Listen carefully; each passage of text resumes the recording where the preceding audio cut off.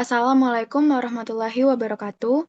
Pada kesempatan kali ini, izinkan kami untuk mempresentasikan materi kelompok 1 di mata kuliah Pendidikan Pancasila. Kami dari kelompok 1 ingin memperkenalkan anggota kami. Saya Hanifia dengan NIM 1514622001. Nah, dengan NIM 1514622002. Nama saya Nadi Salma Maharani dengan NIM 1514622008. Nama saya Aulina Sintani Faza dengan NIM 1514622029. Nama saya Tania Maroselina dengan NIM 1514622030.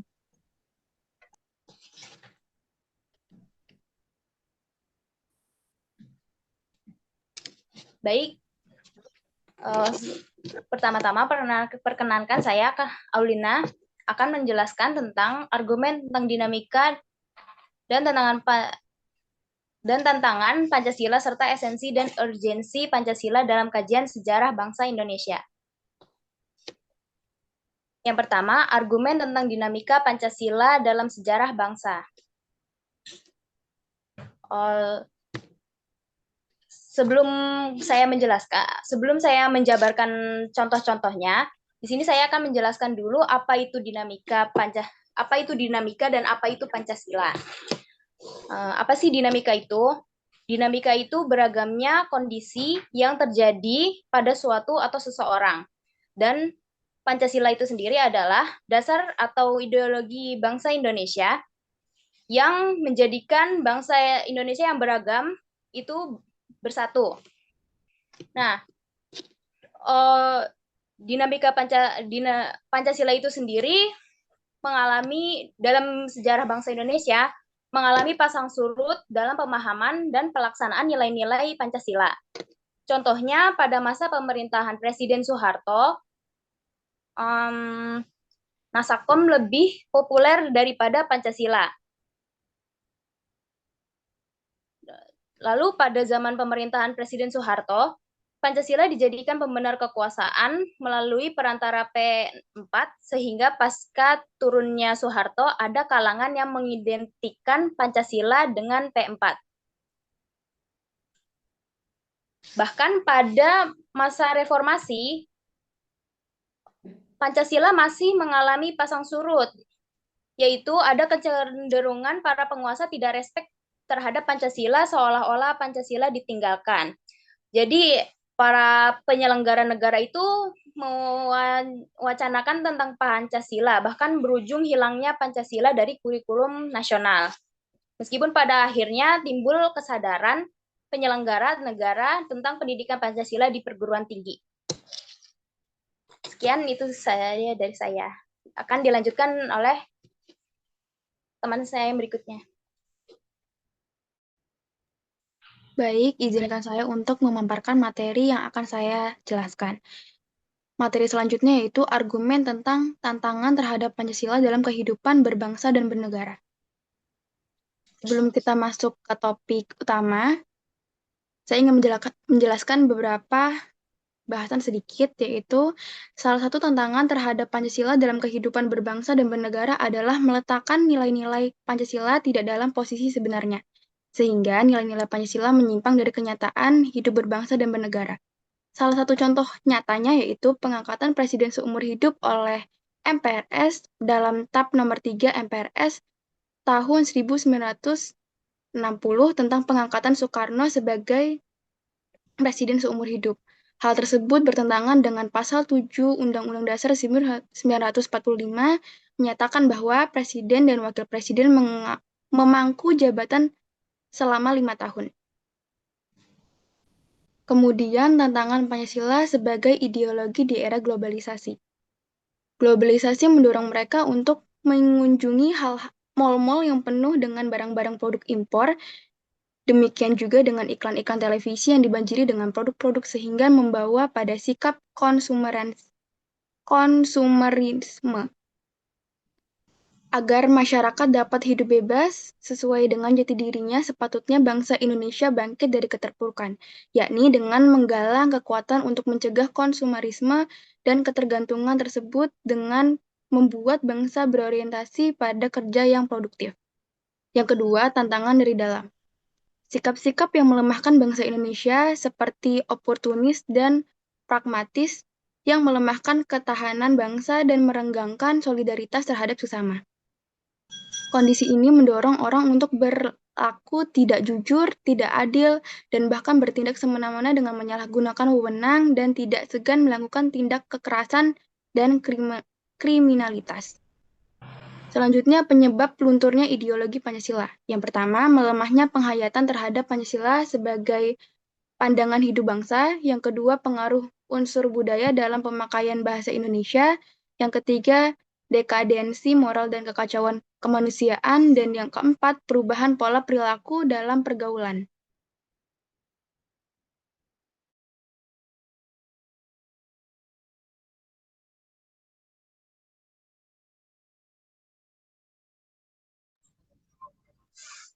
Baiklah, yang ketiga itu esensi dan urgensi pendidikan Pancasila untuk masa depan. Nah, sebelum saya memaparkan tentang apa sih itu esensi dan urgensi pendidikan Pancasila untuk masa depan, kita akan membahas tentang esensi. Apa sih perbedaan esensi dan urgensi? Nah, untuk esensi sendiri, itu tuh merupakan pokok dari Pancasila itu sendiri. Kemudian urgensi merupakan suatu keharusan, emang yang harus ada, dan dia tuh urgensi itu bersifat mendesak dan hal yang sangat penting. Nah, dalam hal ini, esensi Pancasila untuk masa depan bertujuan agar menjadi pribadi yang beriman dan bertakwa kepada Tuhan Yang Maha Esa, sehat jasmani dan rohani, berakhlak mulia, berbudi pekerti luhur, memiliki kepribadian yang mantap, mandiri, dan bertanggung jawab sesuai hati nurani, serta mampu mengikuti perkembangan ilmu pengetahuan.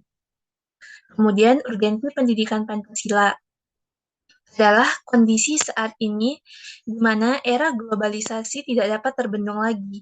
Maka jika tidak dibekali dengan pendidikan Pancasila, maka bangsa Indonesia tidak akan memiliki karakter karena terdampak oleh globalisasi. Kemudian manfaat dari urgensi pendidikannya yaitu yang pertama menanamkan falsafah Pancasila sebagai tolak ukur, kemudian membuat bangsa Indonesia memiliki karakter Pancasila. Ketiga, mempererat persatuan dan kesatuan bangsa. Sekian dan dilanjutkan dengan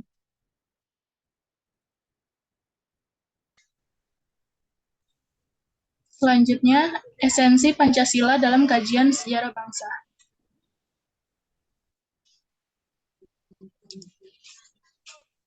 Apa itu esensi? Esensi adalah inti atau hakikat, bisa disebut juga sebagai hal yang pokok dari sesuatu. Menurut KBBI, Kamus Besar Bahasa Indonesia, esensi adalah hakikat, inti, dan hal yang pokok. Artinya, esensi adalah bagian dari kenyataan yang sebenarnya. Pancasila pada hakikatnya merupakan filosofi Groundslok dan Weltanschauung. Pancasila diartikan sebagai dasar filsafat negara atau filosofi Groundslok, yaitu karena Pancasila mengandung alasan filosofis berdirinya suatu negara. Artinya, Pancasila sebagai sarana pemersatu masyarakat dan pengarah motivasi bangsa untuk mencapai cita-cita. Yang kedua, setiap produk hukum di Indonesia harus berdasarkan Pancasila. Yang ketiga, Pancasila sebagai pandangan hidup bangsa atau Weltanschauung yang mengandung unsur-unsur seperti nilai-nilai agama, budaya, dan adat istiadat.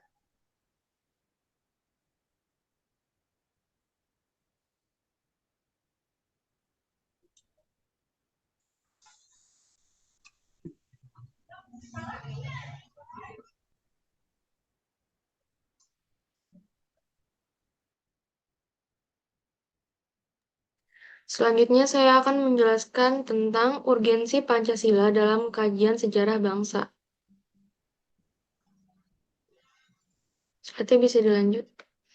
Jadi, Pancasila sebelum kemerdekaan itu, pada saat penjajahan kolonial sebelum terjadi proklamasi, selalu direndahkan dilecehkan, diinjak-injak. Kemudian, dengan dilakukannya proklamasi, nilai Pancasila ditegakkan, disematkan, ditinggikan, dijunjung tinggi. Lalu, sehingga dengan melakukan proklamasi yang pada awalnya masa penjajahan Pancasila tidak dianggap, bahkan dilecehkan, maka dengan perjuangan rakyat bangsa Indonesia, kedudukan Pancasila sebagai dasar negara kembali ditegakkan. Proklamasi kemerdekaan merupakan jembatan emas yang artinya suatu instrumen yang bernilai di mana di seberang jembatan tersebut atau setelah kemerdekaan bangsa Indonesia membangun bangsa untuk mencapai tujuan nasional, yaitu masyarakat yang adil dan sejahtera. Tujuan nasional ini tercantum dalam pembukaan Undang-Undang Dasar 1945, yang di dalamnya terdapat sila-sila Pancasila. Nilai-nilai dan Pancasila mendasari, menjiwai, menyemangati, menuntun bangsa ketika bangsa Indonesia membangun bangsa untuk mencapai tujuan nasional. Jadi, Pancasila di sini sebagai penuntun bangsa Indonesia dalam membangun bangsa. Hal ini telah tertuang pada pembukaan Undang-Undang Dasar 1945 pada dasarnya proklamasi bukan tujuan, tetapi sebagai persyaratan untuk mencapai tujuan, yaitu sebagai sumber hukum formal saat melakukan revolusi hukum dari hukum kolonial menuju hukum nasional. Revolusi tata negara kolonial menuju tata negara nasional, maka proklamasi memiliki makna sebagai pernyataan bangsa Indonesia baik diri sendiri maupun kepada dunia luar bahwa bangsa Indonesia telah merdeka.